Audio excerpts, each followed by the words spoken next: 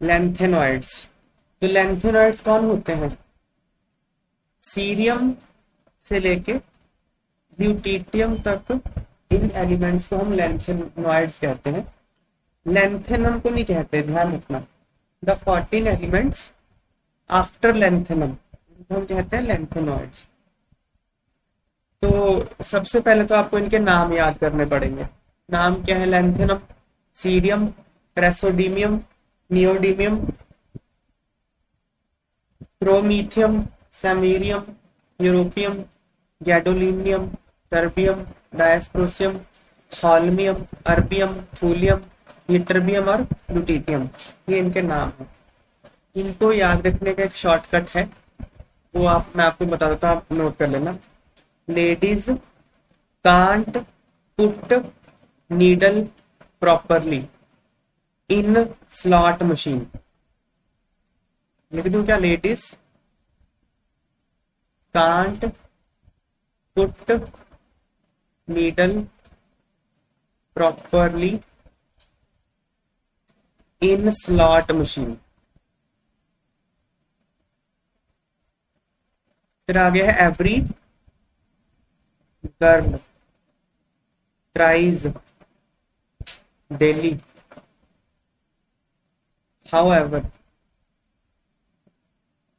every time you lose। ठीक है, ये इसका शॉर्टकट है।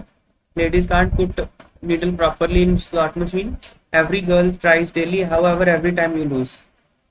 तो ये याद कर लेना, इसको मैं इरेज कर देता हूँ।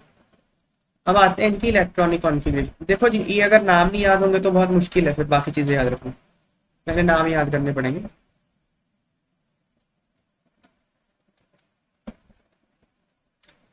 अच्छा, फिर अब ना देखो इलेक्ट्रॉनिक कॉन्फ़िगरेशन में ये इन सब की, ये सारे के सारे जीनॉन के बाद आते हैं। जीनॉन का एटॉमिक नंबर 54 होता है, तो जीनॉन को बेस मान के इनका कॉन्फ़िगरेशन लिखा गया है। जैसे लेंथेनम का क्या है? Xenon 5d1। इस सबके सामने जीनॉन तो है ही 54 तक। अब ये सारे के सारे कहाँ आते हैं? सिक्स्थ पीरियड में आते हैं। तो सिक्स्थ पीरियड में जो होता है एनर्जी का सीक्वेंस क्या होना चाहिए? 6s, उसके बाद 4f, उसके बाद 5d, ये होना चाहिए। एफ बार रूल है ये। देखो इन सब के लिए n प्लस एल कितना है? एस के लिए एल की वैल्यू कितनी होती है? 0।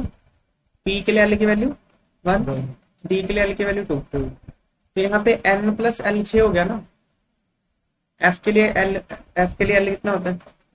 3। तो यहाँ पे n प्लस एल 7 हो गया। इसके लिए n प्लस एल 7 हो गया ना। तो इन दोनों में पहले कहाँ जाना चाहिए? 4f में, क्योंकि n प्लस एल अगर सेम है तो लेसर नंबर ऑफ n के पास इलेक्ट्रॉन पहले जाते हैं, तो 4f में जाने चाहिए इलेक्ट्रॉन। चलो 6s में तो जानी चाहिए ना सबसे पहले। तो देखो सब में 6s2 तो है, देख रहे हो? 6s2 तो सब में ही है, बात खत्म हो गई। अब बात आती है 4f और 5d। ये जैसे अब मैं आपको बताता हूँ, लेंथेनम एटॉमिक नंबर कितना है? 57। 54 इलेक्ट्रॉन चले गए जीनॉन में, बचे 3। इन 3 में से 2 कहाँ चले गए? 6s में, बचा 1। अब वो 1 कहाँ जाना चाहिए था? 4f में या 5d में? 4f में। चला कहाँ गया? 5। ये फिर एक्सेप्शन हो गया ना, एक्सेप्शन हो गया ना ये। तो एक्सेप्शन मार्क कर रहा हूं मैं, ठीक है ना।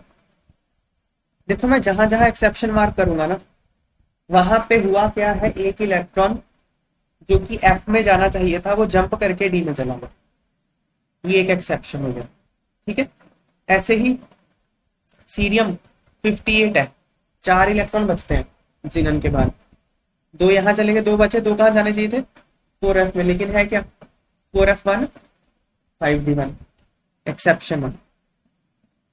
इन सब में कोई एक्सेप्शन नहीं है, ये मैं मार्क ही नहीं करूंगा, वैसे रेड से लिख देता हूँ। ये कोई एक्सेप्शन नहीं है, मैं ये बॉक्स ही बना देता हूँ। ये एक्सेप्शन है, ये एक्सेप्शन है, ये तो कोई नहीं है। 4f में जा रहे हैं, 4f यहाँ फिर से एक्सेप्शन आ गया, नहीं 5d में चला गया। फिर 4f तो फुल हो गया। नहीं, इसमें 14 आते हैं 4f में, 7 डब्बे होते हैं, 7 ऑर्बिटल्स बस। फिर कहीं इसको मत एक्सेप्शन गिनने ना। 4f 14 हो गया ना, 4f 14 के बाद तो 5d1 में जाना ही था उसमें। 14 आ सकते हैं। तो ये कितने एक्सेप्शन हो गए? 3।